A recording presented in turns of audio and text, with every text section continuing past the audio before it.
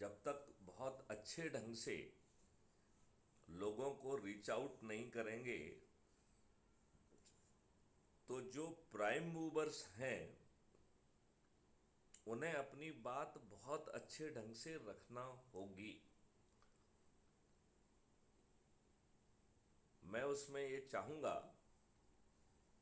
कि कैसे जो है हम अपने ही साथ हर तरह की छोटी छोटी टुकड़ियाँ बना लें। ये टुकड़ियाँ जब रहेंगी, नमस्कार सभी को, शालिग्राम जी नमस्कार। जब नमस्कार ये सर। नमस्कार। टुकड़ियाँ अलग अलग फील्ड में जाके काम करने के लिए चल जाएंगी तब अपना काम बनेगा। तो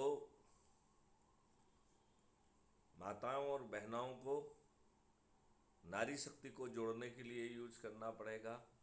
बच्चों को देखिए, उनके प्रोफेसर को देखिए, जो कॉलेजेस को, इवन हॉस्टल्स को, इवन कोचिंग सेंटर्स को, इन स्थानों पर जो है युवा और विद्यार्थियों को देखा जाए।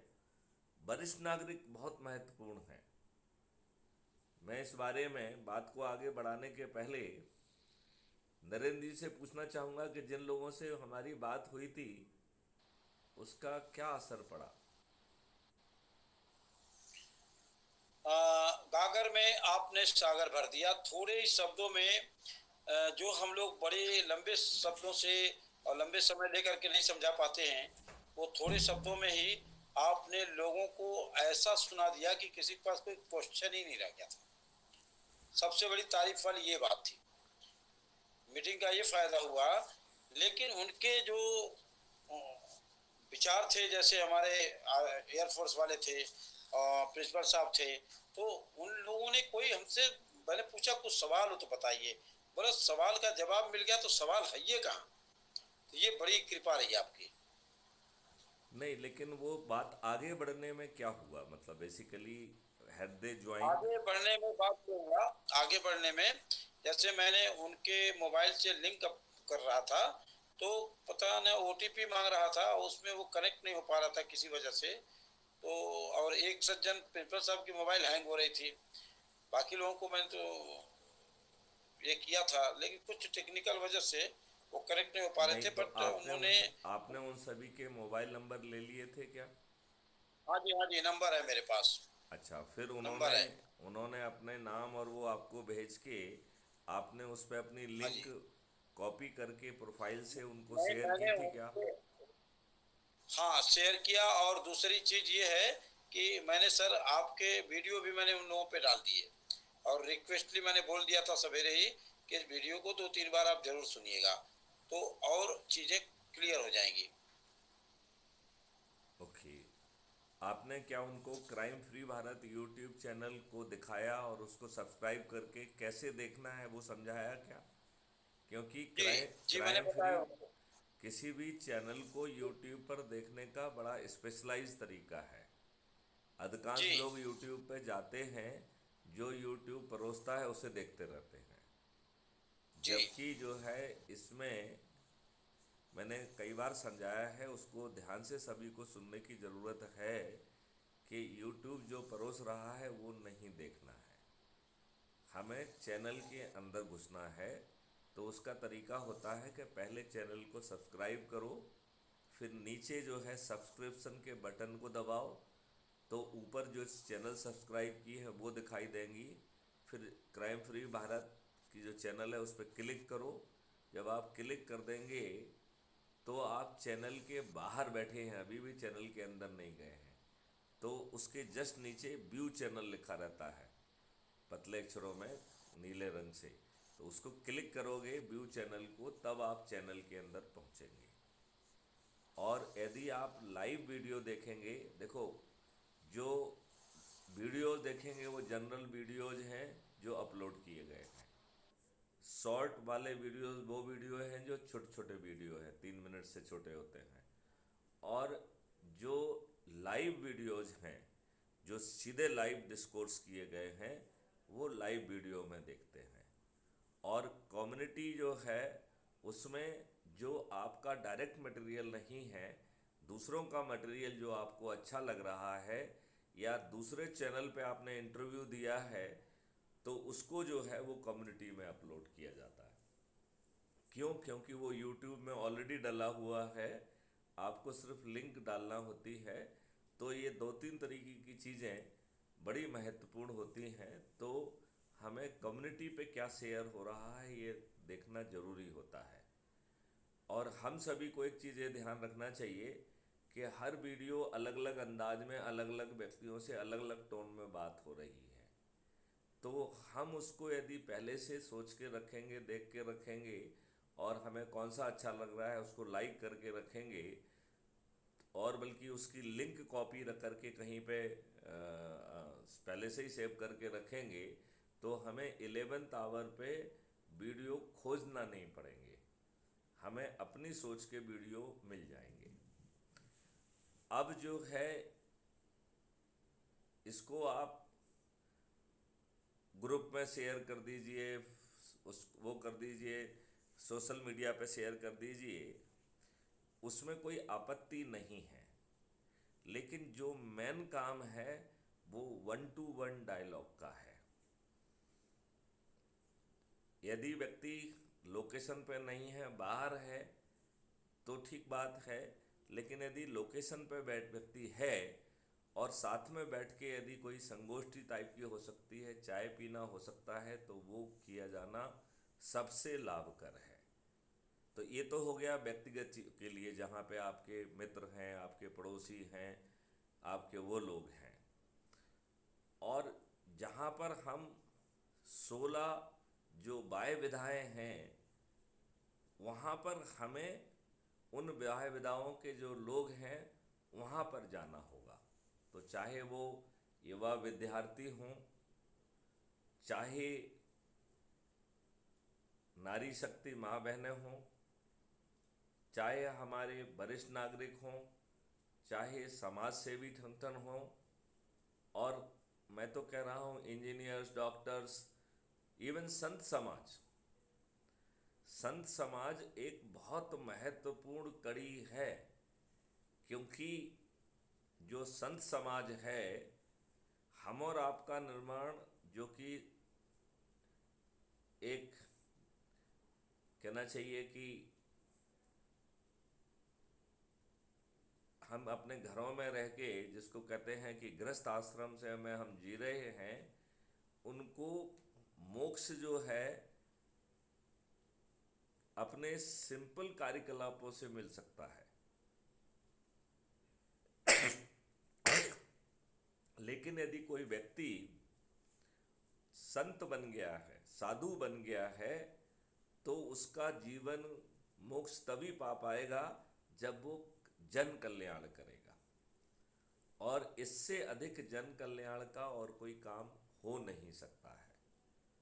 लिहाजा हमें अपने उसमें निश्चित रूप से इन चीज़ों पे जोर देने की ज़रूरत है।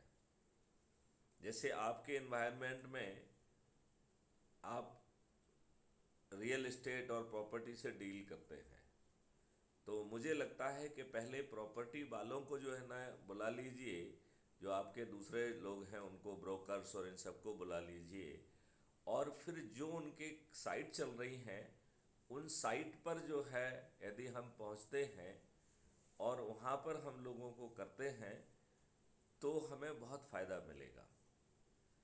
जैसे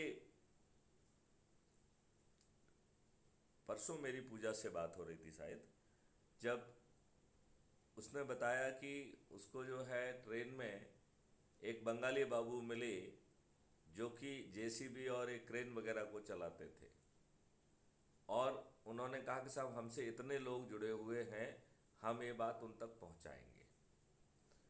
मेरे ख्याल से पूजा भी जुड़ी हुई है, मैं पूजा से कहूँगा कि वो फॉलो अप जो है ना उसका कॉल करें। तो हमें डिफरेंट सेक्ट का जो है ना काम करना चाहिए। जैसे संजय सेवाल जी ने बहुत अच्छा काम किया था, उन्होंने स्टिकर बनाए थे, अभी मुझे मालूम नहीं कि उन्होंने उसको अपलोड कर दिया नहीं कर दिया है, लेकिन उसको जो है वो स्टिकर लग गए। और हम जो है उन लोगों को केवल स्टिकर लगा के प्रचार करने से काम नहीं चलना है। इसमें हमें क्या उनके बीच में जाके छोटी छोटी संगोष्ठी करके उनको जोड़कर क्या हम उनको विचाराधीन सदस्य बना पा रहे हैं, क्या हम उनको शपथकृत सदस्य बना पा रहे हैं। और शपथकृत सदस्यों में भी हमारा जोर होना चाहिए कि पहले वो अपने लोगों को जोड़ ले जिनको आसानी से जोड़ रहा है। और 90 दिन तो बड़ा चला संकल्प है, वो अपना संकल्प शुरू करें, पहले 10 का पूरा कर लें, फिर जो है ना 10 पूरा हो जाए तो 20 पे पहुँचें, 20 पूरा हो जाए तो 30 पे पहुँचें, और बिना रुके 90 तक पहुँचने की कोशिश करें। लेकिन यदि 90 पे नहीं पहुँच पा रहे हैं, नमस्कार, यदि 90 पे नहीं पहुँच पा रहे हैं तो मेरा ये मानना है कि उससे ना तो कोई मानसिक प्रेशर आना चाहिए, ना हतोत्साहित होना चाहिए।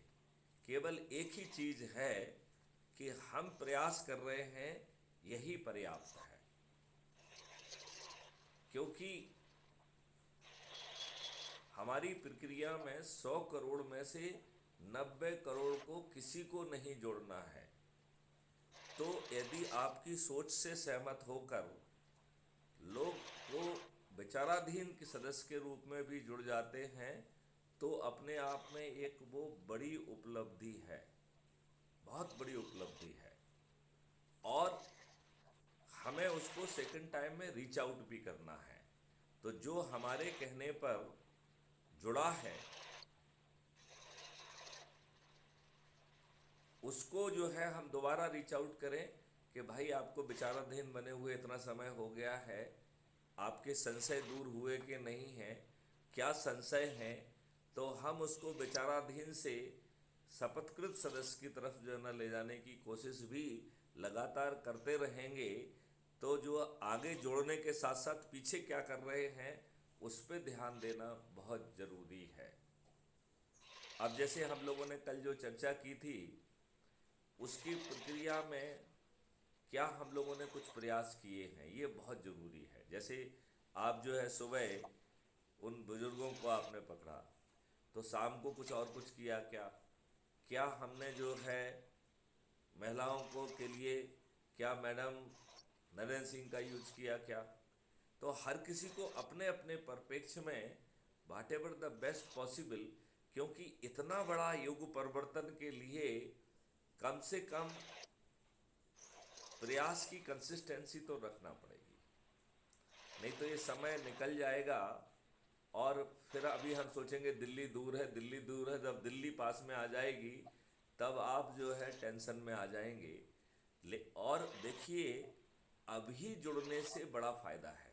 देखिए मैं आपको बता रहा हूँ कि 9 दिन में जो आप काम कर रहे हैं, यदि हम थ्योरेटिकली उस बात को देखें तो 90% लोगों को किसी को भी नहीं जोड़ना है।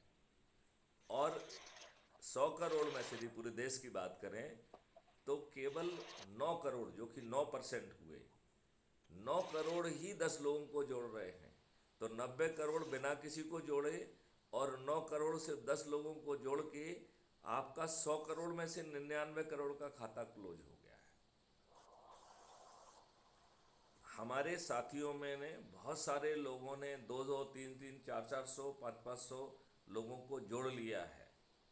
और जो लोग ने अभी नहीं जोड़ पाया है, थोड़ा सा जोश आ जाएगा तो कोई बहुत मुश्किल काम नहीं है।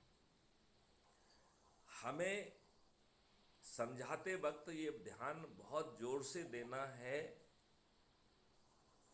कि सामने वाले को ये समझ में आना चाहिए कि आज के राजनेताओं के जो हम बात कह रहे हैं वो उनकी सोच और चिंतन का हिस्सा नहीं है।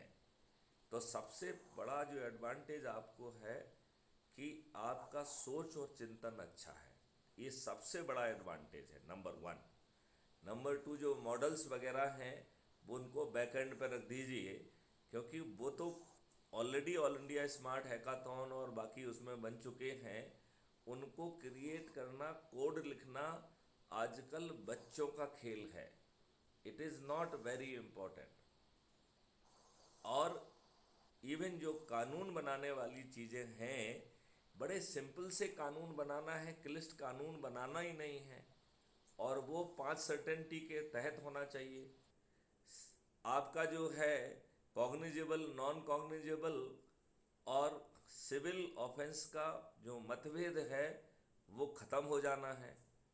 तो बड़ी सिंपल सी प्रक्रिया है। आज आप लिखाने जाते हो तो एक तो पैसा लगता है, जैसे मान लो सिविल ऑफेंस में जो है आपको फीस जमा करना होती है। नॉन कॉग्निजेबल में तो कोई लिखने वाला ही नहीं है। कॉग्निजेबल में भी जो है आपका सिर फटा है तब भी नहीं लिखा जा रहा है। और जैसे अभी वो बता रहे थे राजेंद्र, वैसे ही जो है जब आप ठीक काम कर रहे हैं तो आपके खिलाफ फर्जी मुकदमे कायम हो जा रहे हैं। ये बड़ी विडंबना का विषय है। अब यदि उसके उल्टी बात सोचो कि आपके पास एक वॉलंटियर पहुंच रहा है अपने हाथ में मोबाइल लेके, और आपके घर आपकी कंफर्ट में पहुंच के वो आपकी एफआईआर दर्ज कर दे रहा है। एक बहुत बड़ा, ये बारीकियां जो है ना उसको महसूस करने वाली बात है।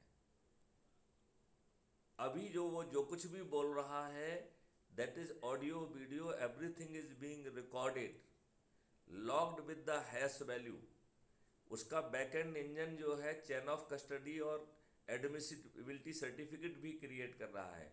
एक्चुअली में हम इन बारीकियों को आम जनता को बताना नहीं चाहते हैं, क्योंकि नहीं तो वो उसको समझने में घुसने लग जाएंगे। हम ये कह रहे हैं ये काम चाणक्यों का है, चाणक्यों को करने दीजिए, बहुत बारीकियों। लेकिन ये हम केवल बताना चाहते हैं कि ना केवल एफआईआर, हर चीज़ आज की तुलना में बहुत ही ज़्यादा अच्छी होगी और एविडेंस बेस्ड होगी, बहुत ही ज़्यादा। जो एविडेंस आज पुलिस सोच नहीं पा रही है वो एविडेंस जो है वो कैप्चर हो सकेंगे। मतलब आज की तुलना में उसकी क्वालिटी बहुत अच्छी होने वाली है। और मैं तो आपसे ये पूछ रहा हूँ कि एक केस में कितने बयान होते हैं? 2, 4, 10, 15, 20, 2, 4, 6 डॉक्यूमेंट होते हैं। हमें उन चीज़ों को एग्जामिन करने में और निर्णय देने में 3 दिन से अधिक क्यों लगना चाहिए, जब तक कि बहुत ही क्लिष्ट ना हो। और जो बहुत क्लिष्ट है वो 7 दिन में हो जाना चाहिए, और ज़्यादा क्लिष्ट है तो 15 दिन में हो जाना चाहिए। और इसमें जो है राउंड द क्लॉक हियरिंग जो है ना हो सकती है। लोग बाग बदलते रहेंगे। हियरिंग को जो है जो मेन जज है वो अपने सुविधा से सुन सकता है, क्योंकि it is widely available, recorded है, वो उसको सुन सकता है। और साथ साथ में उसके पॉइंट लिखते हुए ही कैन यू ना prepare for the judgment also. और इतना अच्छा जो है जजमेंट होगा। क्यों? क्योंकि अब लाटसाबी नहीं चलेगी। जब उसे मालूम हुआ कि अपील 2 तरीके की होने वाली है, not only the appeal against the judgment but appeal against जज भी होगी, जहाँ पर जज महोदय को खुद खड़े होकर डिफेंड करना होगा कि उन्होंने जो जजमेंट लिखा है वो सच में ठीक लिखा है। और यदि वो जजमेंट गलत पाया जाता है तो जज महोदय को महाअभियोजित कर दिया जाएगा और उन्हें कंपनसेशन देना पड़ेगा। अब इन चीज़ों में जो है बहुत जो सीजन्ड लोग हैं, यदि उनसे आप ड्राफ्ट कानून बनाएंगे तो वो अपना लाभ और हानि देखने लग जाएंगे। लिहाजा ये कानून के ड्राफ्ट जो है लॉ कॉलेज के बच्चे जो है अपने माइनर और मेजर प्रोजेक्ट में करेंगे। मार्गदर्शी सिद्धांत होंगे अपराध मुक्त भारत की 5 सर्टेनिटी। चूंकि किसी को आना नहीं है और सिलेक्टेड केसेस में मोबाइल विटनेस बॉक्स होगा, जैसा कि हमने एक्सपेंडिचर फ्री ऐप बेस्ड व्यवस्था जो कही है इलेक्शन की, उसी तरीके से जब जो है गवाही देने वाला है उसके आसपास कोई नहीं है, ये भी सुनिश्चित किया जाएगा। तो रैंडम प्रोसेस चालू नहीं होगी कि आप बैठ गए बगल में कोई जो है ना आपके ऊपर बंदूक टांगे हुए जो चाह रहा है वो कहरवा रहा है, वो संभव नहीं होगा। There will be lot many safety protocol. और सिलेक्टेड केसेस में तो जो विटनेस जो है वेन वो वहाँ पहुँचेगी, और विटनेस वेन जो है सबसे पहले आपकी आइडेंटिटी को सर्टेन करेगी, फिर वो आपका जो है कोई फियर तो नहीं है, इन सब चीज़ों को हैंडल करेगी, तब आप गवाही देने लगेंगे। और आपके ऊपर इतने सेंसर्स लगे होंगे कि आप कुछ गड़बड़ करेंगे तो वो ना केवल रिकॉर्ड होगा बल्कि वो जज महोदय को अनाउंस भी होगा कि देखिए विटनेस के साथ ये हो रहा है। आई डोंट नो आप लोगों ने कितने लोगों ने कोर्ट की प्रक्रिया देखी है। अभी कोर्ट जो है ना एकदम भिंडी बाजार जैसा दिखता है। यहाँ से कोई चिल्ला रहा है, वहाँ से कोई चिल्ला रहा है। मुझे तो कई बार समझ में नहीं आता है कि जज महोदय क्या हो रहा है उस पर ध्यान कैसे दे पाते हैं। तो ये बड़ी ही बदली हुई चीज़ें होंगी, मतलब इतना बड़ा बदलाव होगा जिसको कोई सोच नहीं सकता है। लेकिन मैं ये कहना चाहता हूँ, उनकी बारीकियों पे चर्चा यदि हम करेंगे तो बहस का मुद्दा बनेगा। ये काम हमारा सोच का विषय है, मॉडल बने हुए हैं, चाणक्यों की फौज उसके लिए बनी हुई है। मुझे लग रहा है कि आम व्यक्तियों से इन बातों पर शास्त्रार्थ को सीमित किया जाए, क्योंकि जब व्यक्ति को कुछ मालूम नहीं है, जो इवन बड़े बड़े लोग हैं, बड़े बड़े वकील हैं, उनसे भी शास्त्रार्थ व्यर्थ है, क्योंकि वो अपने इकोसिस्टम से बात करेंगे, अपने अनुभव से बात करेंगे, लेकिन उनका इकोसिस्टम तो बदलने वाला है। उनके नियम और कानून का जिनका वो 30 साल 35 साल 40 साल का अनुभव है, वो पूरा इकोसिस्टम बदलने वाला है। तो इवन वकीलों के भी रिस्पॉन्स जो हैं वो उतने सारगर्भित नहीं होंगे। अभी वो वही बात कहेंगे कि साहब इसमें तो ये चीज़ चाहिए, इसमें तो ये होगा, इसमें तो एडजस्टमेंट हो जाएगा। अरे भाई, नए कानून में कोई एडजस्टमेंट नहीं होगा।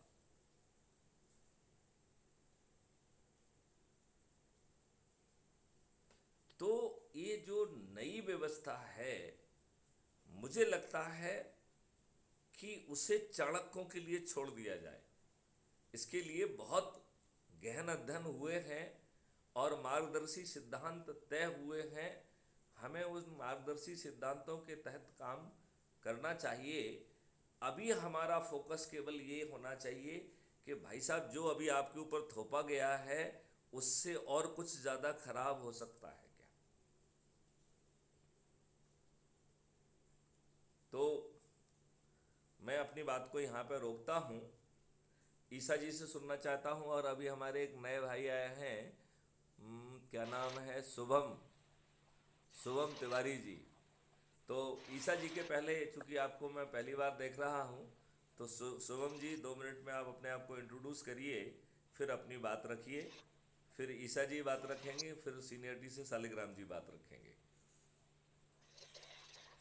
और मैं चाहूँगा कि पूजा यदि दोबारा आ सकती है तो पूजा ज्वाइन करे, क्योंकि हम पूजा को जो मार्गदर्शन दिए थे, क्या उसके संदर्भ में आगे कुछ उन्होंने कुछ डेवलपमेंट कर पाया है, तो वो बाकी लोगों को भी थोड़ा सा प्रेरणा का और सोच का जो है ना वो मिलेगा। क्योंकि अब हमारा जो ध्यान है वो इस वीडियो कॉन्फ्रेंस से कम होकर ग्राउंड पर एक्शन पे ज़्यादा होना चाहिए। और यहाँ पर यदि हम अपने अनुभव सुना के उसमें कोई दिक्कतें आई हैं वो चर्चा करेंगे तो ये मीटिंग और सारगर्भित हो जाएगी।